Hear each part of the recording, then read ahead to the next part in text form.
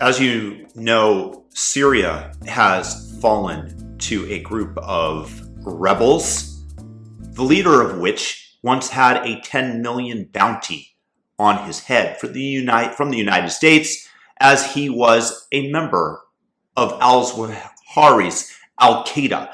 ISIS-adjacent Islamists have taken over Syria. Now, I say this as somebody who's actually traveled to Syria, who's been in the deserts there, the only unarmed person, a white man with green eyes, who the children of Bedouins whom I met marveled at and thought that maybe I might have been the devil because they had never seen that color eye before.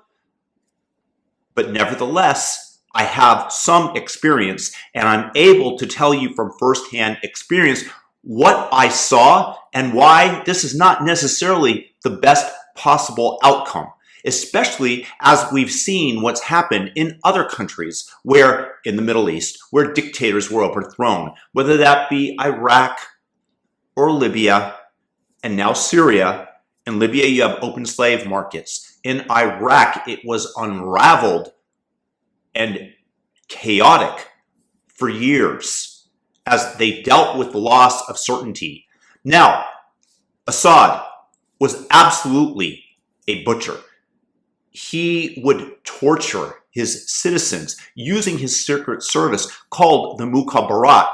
And I asked several people about this clandestine secret organization that was necessary for Assad to maintain power, to torture its civilians. I'm not in favor of it. I'm saying this is the reality in the Middle East when you have so many people vying for power. The Middle East is very tribal in nature, more so than in the West, especially the United States, where our tribe, at least in the past, it used to be representative of the values that we held in common.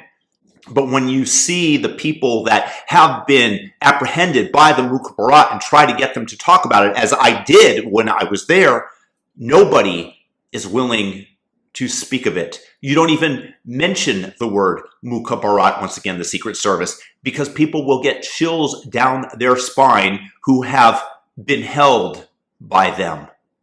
I experienced this with several different people.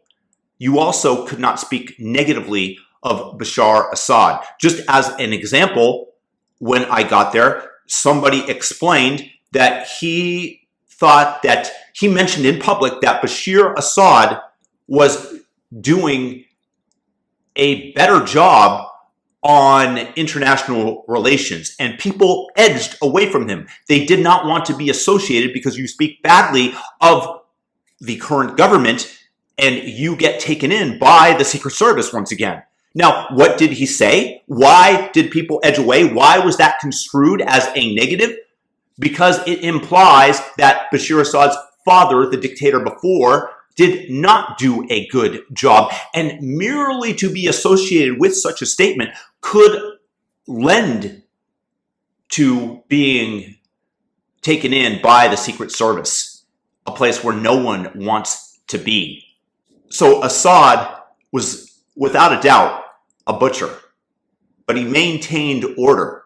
And as an example, much like in Iraq, the religious minorities were given protections. So when I was leaving Syria, I met a man by the name of Badar who was with me on my way from Damascus to Jordan, and we went there via bus. And he happened to be a Catholic, a Christian.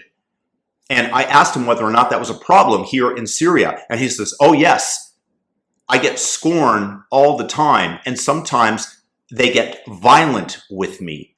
This was at the end of 2010. So now you have ISIS, an offshoot, Al-Qaeda, definitely associated with these groups, Islamists, taking over. What do you think is going to happen to all the Christians, to the Alawites, to the Druze, to the Kurds? There's going to be war. They are going to be persecuted, because this is what happens whenever Islamists take over. And this is why it's not so simple but to cheer.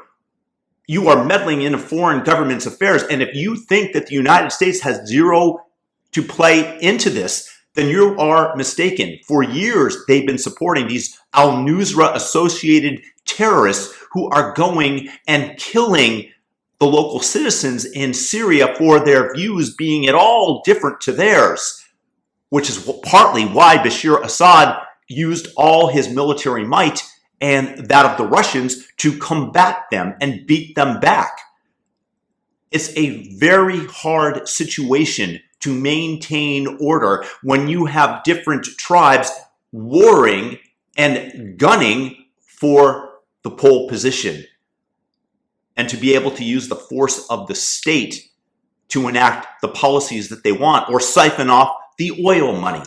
Bashar Assad, of course, is a billionaire today, having escaped to Russia and brought his fortune likely with him. No matter what way you play it, it's not a one-size-fits-all solution when you have this government fall, especially when you base it on the historical past when foreign governments would overthrow the current regime. Look what happened in Iran. Is Iran better off than when they were under the Shah today? Under the Islamists? Libya? Iraq? Again? It's a very difficult question. And I just want to at least for one time say that this is not black or white, but there are shades of gray involved. Just so you guys have an idea of what's going on potentially within the country.